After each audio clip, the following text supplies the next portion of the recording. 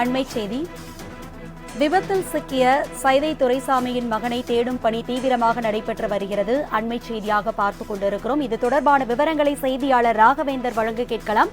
ராகவேந்தர், கூடுதல் விவரங்களை பகிர்ந்துக்குங்க. வணக்கம். இமாச்சல் அருகே சர்லஜ் அருகில் கார் கவிழ்ந்து விபத்துக்குள்ளானது. அதில் சைதை துரைசாமியின் மகன் வெற்றி துரைசாமி இமாச்சல பிரதேசத்துக்கு காரில் சுற்றுலா சென்ற போது இந்த விபத்து சிக்கியதாக கூறப்படுகிறது.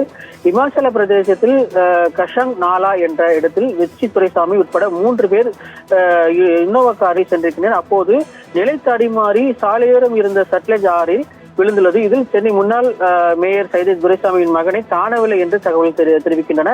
கார் ஓட்டுநர் சடலமாக மீட்கப்பட்டிருக்கிறார். காரில் சென்ற மற்றொருவர் காயமடைந்த நிலையில் மீட்கப்பட்டிருக்கிறார். சைதை துரைசாமியின் மகனை தேடும் பணியானது தீவிரமாக நடைபெற்று வருவதாக அங்குள்ள இருக்கக்கூடிய இமாச்சல பிரதேச காவல்துறையினர் தெரிவித்திருக்கின்றனர். காயத்துடன் மீட்கப்பட்டவர் கோபிநாத் என்ற அடையாளம் காணப்பட்டிருப்பதாகவும் அவர் மருத்துவமனையில் அனுமதிக்கப்பட்டு சிகிச்சை பெற்று வருவதாகவும் காவல்துறை அங்கு இருக்கக்கூடிய காவல்துறை தரப்பில் தெரிவிக்கப்பட்டிருக்கு. சடலமாக மீட்கப்பட்ட கார் ஓட்டுநர் தஜின் என்பதும் தெரியவந்திருக்கிறது.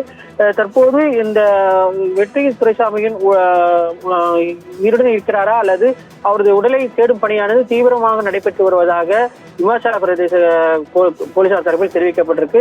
இது போன்ற ஒரு நிகழ்வு பெரும் அதிர்ச்சியையும் பரபரப்பையும் ஏற்படுத்தியிருக்குது அரசு. விவரங்களுக்கு நன்றி ராகவேந்தர்.